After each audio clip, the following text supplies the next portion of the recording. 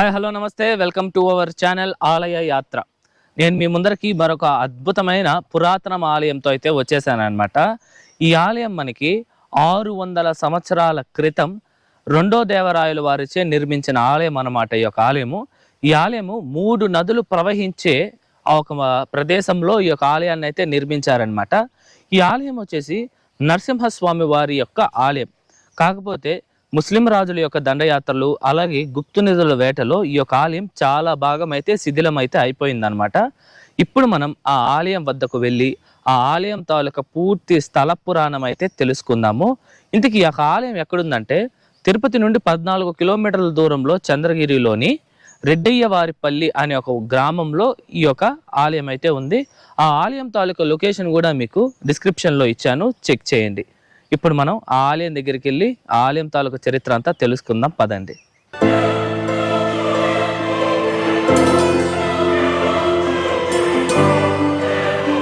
ఇదేనండి నేను మీకు చెప్పిన నరసింహస్వామి వారి యొక్క ఆలయము. చూస్తున్నారు కదా ఇప్పుడే ఎంత దీనమైన స్థితిలో మొత్తం ఉందో. ఆ యొక్క గోపురం పైనే మనకి పెద్ద చెట్టే వచ్చేసింది. రండి ఇప్పుడు మనం లోపలికి వెళ్ళి ఆలయం చరిత్రను అలాగే ఆలయం ప్రస్తుతం ఉండే స్థితిని ప్రతిదీ పూర్తిగా అయితే తెలుసుకుందాం.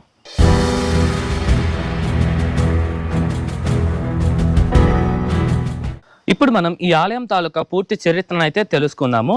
ఈ యొక్క ఆలయాన్ని 1430 నుండి 1435 సంవత్సరం మధ్యలో అయితే రెండవ దేవరాయల వారు ఈ యొక్క ఆలయాన్ని అయితే నిర్మించారనమాట. ఆ ఒక రాజు గురించి చెప్పాలంటే ఈయన 1422 నుండి 1446 సంవత్సరాల మధ్యలో ఈయన ఈ యొక్క విజయనగర సామ్రాజ్యాన్ని అయితే పరిపాలించారనమాట. ఈయన ఒక పాలకుడు, యోధుడు, అంతేకాకుండా ఈయన ఒక రచయిత కూడా. ఈయనకి మరో పేరు కూడా ఉంది, అదే ప్రౌఢ దేవరాయలు వారు అనేసి. ఈయన ఈ యొక్క విజయనగర సామ్రాజ్యాన్ని ఎంతో అద్భుతంగా అయితే పరిపాలించారు. ఆ రెండో దేవరాయలు వారి యొక్క 24 సంవత్సరాల విజయనగర పాలనలో ఆయన ఎన్నో అద్భుతమైన ఆలయాలను అయితే ఆయన నిర్మించారండి. ఆ ఒక తోవలోనే కరెక్ట్గా 600 సంవత్సరాల క్రితం ఈ యొక్క ఆలయాన్ని అయితే నిర్మించారు. కొన్ని ఆధారాల ప్రకారం ఈ ఆలయం వచ్చేసి నరసింహస్వామి వారి యొక్క ఆలయం అని అయితే చెప్తున్నారండి. అంతేకాకుండా మనలో చాలా మందికి తెలిసే ఉంటుంది త్రివేణి సంగమం. అదేనండి 3 నదులు ప్రవహించే ఒక మార్గాన్ని త్రివేణి సంగమం అని అయితే చెప్తారనమాట. ఒక త్రివేణి సంగమం ప్రవహించే ప్రదేశాల్లో కానీ లేకపోతే ఆ 3 నదులు సంగమించే ఒక ప్రదేశంలో ఉన్న ఆలయాలు అయితే చాలా శక్తివంతమైనవి, అలాగే చాలా ప్రసిద్ధి పొందినవన్నమాట. ఆ తోవలోకే చెందుతుంది ఈ యొక్క ఆలయం. ఎలాగంటే పూర్వం ఈ యొక్క ఆలయం పక్కలోనే మనకి త్రివేణి సంగమం 3 నదులు అయితే ప్రవహిస్తాయంట. ఆ ఒక నదులు మనకి ముక్కోటిలోని అగస్తీశ్వర స్వామి వారి ఆలయం దగ్గర కలుస్తుంది. అది మన పాత వీడియో చూసిన వాళ్ళకైతే తెలిసే ఉంటుంది. ఈ యొక్క 3 నదులు ఏంటంటే భీమా నది, కళ్యాణి నది, అలాగే స్వర్ణముఖి నది అనమాట. ఈ 3 నదులు ఈ ఆలయం పక్క గుండానే అయితే ప్రవహించేవంట. అలా ఒకప్పట్లో 3 నదులు ప్రవహించే ఒక ప్రదేశంలో ఉన్న ఈ యొక్క ఆలయం ఎంత అద్భుతంగా ఉంటుందో కదా, ఒక్కసారి ఊహించుకోండి. అద్భుతమైన ఆలయము, పక్కనే నది, అంతేకాకుండా చుట్టూరు పచ్చని కొండలతో ఎంత అద్భుతమైన ప్రకృతి మధ్యలో ఈ యొక్క ఆలయం ఎంత బాగుండేదో అప్పుడు. ఇప్పుడు చూసుకుంటే ఈ ఆలయం పూర్తిగా శిథిలం అయిపోయింది. నది విషయానికి వస్తే ఒక చుక్క నీరు కూడా ఇక్కడ లేదు. అంతేకాకుండా ఆ కొండలు కూడా చాలా దీనమైన స్థితిలో అయితే ఉందన్నమాట. చాలా బాధాకరంగా ఉందండి ఈ యొక్క పరిస్థితిలో చూస్తుంటే. ఇప్పుడు తిరిగి మళ్ళా చరిత్ర విషయానికి వస్తే ఆ ఒక రెండో దేవరాయలు వారి తరువాత 1485 సంవత్సరం నుండి 1491 సంవత్సరం మధ్యలో ఈ యొక్క ప్రాంతాన్ని సాలువ నరసింహరాయల వారు అయితే పరిపాలించారనమాట. ఆయన యొక్క పరిపాలనలో ఈ యొక్క ఆలయం చాలా చాలా అభివృద్ధి చెంది చాలా మందికి ఈ యొక్క ఆలయం ఉందనేదే ఆయన యొక్క పరిపాలనలోనే అయితే తెలిసింది. కాకపోతే చాలామంది ఏమనుకుంటున్నారంటే ఈ యొక్క ఆలయాన్ని ఆ ఒక సాలువ నరసింహరాయలు వారే నిర్మించారని అయితే అనుకుంటున్నారండి. కాదు, ఈ యొక్క ఆలయాన్ని రెండో దేవరాయలు వారే నిర్మించారు. సరే, ఈ యొక్క ఆలయానికి సాలువ నరసింహరాయలు వారు ఏం చేశారండి అని అంటే ఈ యొక్క ఆలయంలో ఆయన ఒక పరిపాలనలో ఒక మండపాన్ని అయితే నిర్మించి ప్రపంచ శాంతి కోసం ఆయన యజ్ఞాలు చేయడం అయితే మొదలు పెట్టారనమాట. యజ్ఞాలే కాకుండా ఇతర పూజలు, పురస్కారాలన్నీ ఈ యొక్క ఆలయంలో ఆయన యొక్క పరిపాలనలోనే ఎక్కువగా జరిగేవంట. అందుకనేసి ఈ యొక్క ఆలయంలో ఎక్కువ యజ్ఞాలు జరిగేవే కనుక ఈ యొక్క ఆలయాన్ని అప్పట్లో యజ్ఞశాల అని కూడా పిలిచేవారండి.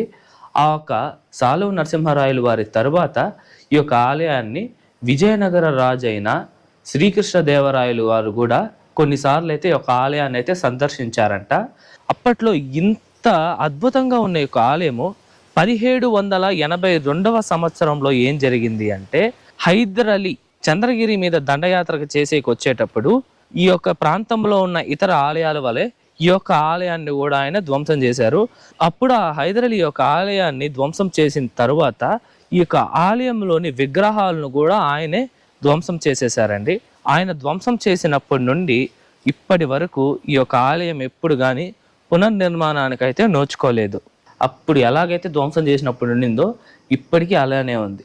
వీటిలో నాకు బాధాకరమైన విషయం ఏంటంటే, అప్పుడు ఈ యొక్క ముస్లిం రాజులు రావడం, మన ఆలయాల్ని ధ్వంసం చేయడం, ఇవన్నీ ఒక విషయం పక్కన పెడితే, ఆ ఒక ధ్వంసం అయిపోయిన ఆలయాల్ని మనోళ్ళు ఇంకా ధ్వంసం చేసేసారు. ఎలా అంటే, గుప్త నిధులు ఉంటాయని, ఏదో బంగారాలు, వజ్రాలు, వైడూర్యాలు ఉంటాయని చెప్పేసి ఆ ఆలయం దగ్గరికి వచ్చేసి తవ్వేసి ఆలయాన్ని చిందర వందర చేసేయడం అండి. ఈ యొక్క ఆలయానికి రీసెంట్గా ఒక 1 year బ్యాక్ ఏం జరిగిందంటే, ఇప్పుడు మీరు చూస్తున్నారు కదా ఆలయం పై గోపురము, అదంతా ముందు ఫ్లాట్గా అయితే లేదండి, ఇప్పుడు ఏదో ఫ్లాట్గా ఉంది. అప్పుడు ఎలా ఉండేదంటే ఇట్లా కూజుగా వచ్చి అదొక డిజైన్ చాలా అద్భుతంగా ఉండేది. ఎవరో 1 year బ్యాక్ వచ్చి ఏం చేస్తున్నారు, అక్కడ ఏమన్నా నిధులు ఉంటాయేమో అని చెప్పేసి ఆ గోపురం పైకి ఎక్కేసి ఆ గోపురాన్ని అంతా పగలు కొట్టి చిందా వందర చేసేసి ధ్వంసం చేసేసి వాళ్ళు వెళ్ళిపోయినారు. అప్పటి నుంచి ఈ ఆలయంకి ఎవరన్నా వచ్చే వాళ్ళు ఉంటే ఊర్లో గ్రామస్తులు వాళ్ళు అయితే భయపడుతున్నారు, ఈ యొక్క ఆలయాన్ని ఇంకా ఏం చేస్తారేమో అని చెప్పేసి. అంతే కదండి, మన రాయల వారి యొక్క సంపద ఇప్పటికీ మనకు తెలుస్తోందంటే ఈ యొక్క గోపురం ఇలా నిలబడడంతోనే మనం చూస్తున్నాం, మనం అన్నీ తెలుసుకోగలుగుతున్నాం. అందుకే ఈ యొక్క గ్రామస్తులు కూడా ఈ ఆలయానికి ఎవరు వస్తారో వాళ్ళని ఊర్లో ఉన్నప్పుడే వాళ్ళని అయితే అడుగుతారు ఏం పని ఎట్లా అనేసి. లాస్ట్ టైం మేము వచ్చాం అది జస్ట్ ఎలా ఉంటుంది ఏమని చూడడానికి, అప్పుడు మమ్మల్ని కూడా అడిగారు, ఇది మ్యాటర్ అని చెప్పడంతో అయితే వదిలేశారనమాట. సో నేను చెప్పొచ్చేది ఏమంటే, ఇలాంటి ఆలయాలన్నీ మన రాజులు మనకి ఇచ్చిన సంపద, ఆలయాలు అవ్వచ్చు, కోటలు అవ్వచ్చు, ఏదైనా వాళ్ళు మనకి ఇచ్చిన సంపదను మనం ఏం చేయాలి, భద్రపరిచి మన యొక్క రాబోయే తరానికైతే మనం ఇవ్వాలి. అలాంటిది గుప్త నిధులు ఉంటాయని ఏవేవో ఉంటాయని చెప్పి నమ్మేసి ఇక్కడికి వచ్చి ఆలయాల్ని ధ్వంసం చేసేస్తే మనమే కదా బాధపడాల్సింది. ఇప్పుడు మనం ఏం చేద్దామంటే, ఇప్పుడు మనం లోపల కొంచెం భాగం అంతా ఆలయం ఉంది, కాకపోతే చాలా అడవిలాగా ఉందన్నమాట, మొత్తం చెట్లు మొలిచేసి. మనం వెళ్ళి ప్రతిదీ ప్రస్తుతం ఆలయం ఎలా ఉంది, ఈ యొక్క ఆలయం అనేది పూర్తిగా తెలుసుకున్నాము. ఒక్కొక్కటిగా మొత్తం చూపిస్తాను, రండి. ఇప్పుడు మీరు చూడొచ్చండి, ఈ ఆలయం లోపల భాగం అనమాట, ఈ గోపురం లోపల భాగము ప్రస్తుతానికైతే ఇలా ఉందన్నమాట. మొత్తం రాళ్ళన్నీ ఇచ్చేస్తున్నారు, ఇక్కడ కూడా ఏదో తవ్వినట్టుంటారు, మొత్తం లోపల మొత్తం ఇది బయటకు వచ్చేసింది చూడండి. ఇదంతా కూడా అప్పుడు పగలు కొట్టేసింది గానే ఉండాలి. పై భాగం చూడొచ్చు మీరు, ఒక గోపుర పై భాగము చాలా చాలా అద్భుతంగా ఉన్నాయి.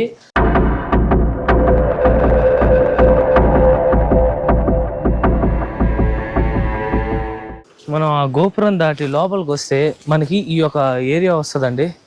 మొత్తం ఏమి లేదు ఈడ, మొత్తం చెట్లు గిట్లు పిచ్చి పిచ్చి చెట్లన్నీ మొలిచిపోయినాయి. ఈడ మీరు ఒక గోడ చూడొచ్చు అనమాట.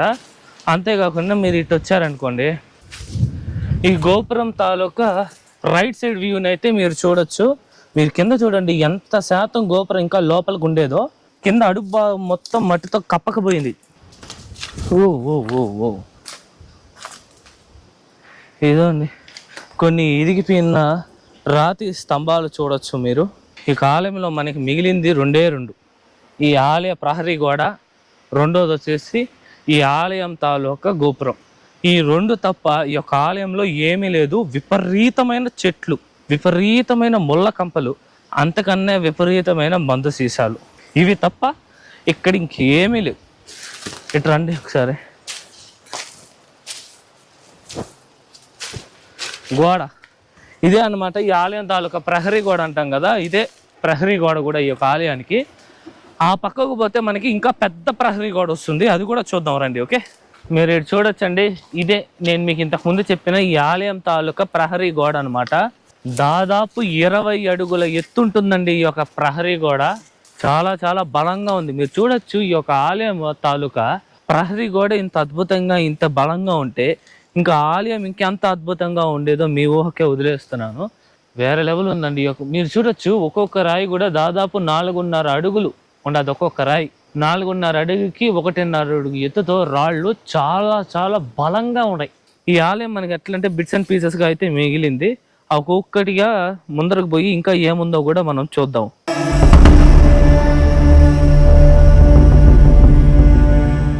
మీరు ఇటు వచ్చినట్టయితే అండి, ఈ పక్క మీరు చూడొచ్చు ఎన్నో రాళ్ళు అయితే ఇరిగి పడిపోయినాయి అన్నమాట. ఇవన్నీ ఈ ఆలయానికి సంబంధించిన రాళ్లే అండి. అప్పుడు ఆ ఒక రాజుల యొక్క కాలంలో ఇది ఎప్పుడు ధ్వంసమైందో అప్పటి నుంచి ఇట్టే ఉండిపోయి చాలా భాగం భూమి లోపల ఇంకా ఉన్నాయేమో అని నాకైతే అనిపిస్తోందండి. ఇప్పటి వరకు ఈ యొక్క ఆలయం తాలూకా విస్తీర్ణాన్ని అంతా చూస్తే ఈ యొక్క ఆలయము దగ్గర 2 ఎకరాల విస్తీర్ణతలో ఉంటుందని అయితే ఒక అంచనా వేయొచ్చండి. చాలా పెద్ద గుడి ఇప్పుడు ఈ స్థితిలో ఉంది.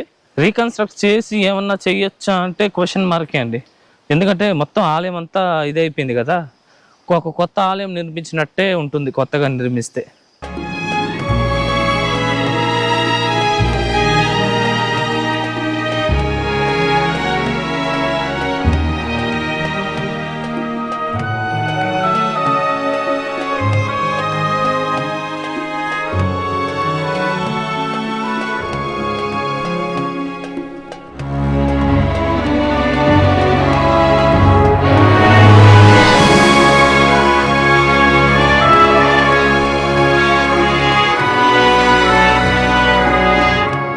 ఇదండి వాళ్ళ వీడియో ఎలా ఉంది, నచ్చిందా? ఐ హోప్ ఈ ఆలయం తాలూకా చరిత్ర అంతా మీకు అర్థమయ్యేలా నేను చెప్పాను అనుకుంటున్నా. మీకు ఎటువంటి డౌట్స్ ఉన్నా సరే కామెంట్స్లో తెలియజేయండి, నేను మీకు పక్కా రిప్లై ఇస్తా. ఈ ఆలయమే కాకుండా ఈ చంద్రగిరిలో తిమ్మప్ప అనే ఒక ఆలయం కూడా ఉంది. ఆ వీడియో తాలూకా లింక్ కూడా మీకు డిస్క్రిప్షన్లో ఇచ్చాను, చెక్ చేయండి. అలాగే మీరు మన ప్లేలిస్ట్ ఆప్షన్స్కి పోతే మీకు శిథిలమైన ఆలయాలు అనే ఒక ప్లేలిస్ట్ ఉంటుంది. ఆ ప్లేలిస్ట్లో ఇలాంటి శిథిలమైన ఆలయాలు ఎన్నో ఉంటాయి మన ఛానల్లో, ఒక 4-5 దాకా. ఆ వీడియోస్ కూడా మీరు చూడండి, ఓకేనా? అలాగే మన ఛానల్లో మదురైలోని 9 అతి పురాతనమైన ఆలయాలు, అలాగే మదురై ప్యాలెస్ తాలూకా వీడియోస్ కూడా మీకు డిస్క్రిప్షన్లో ఇచ్చాను, చెక్ చేయండి. ఈ వీడియో నచ్చితే లైక్ చేయండి, మీ ఫ్రెండ్స్ అండ్ ఫ్యామిలీస్కి షేర్ చేయండి. మీకు ఎటువంటి డౌట్స్ ఉన్నా కమెంట్ చేయండి. మరొక అద్భుతమైన ఆలయంతో మీ ముందరకు వస్తా. అంతవరకు మీ శివవరప్రసాద్ సైనింగ్ ఆఫ్.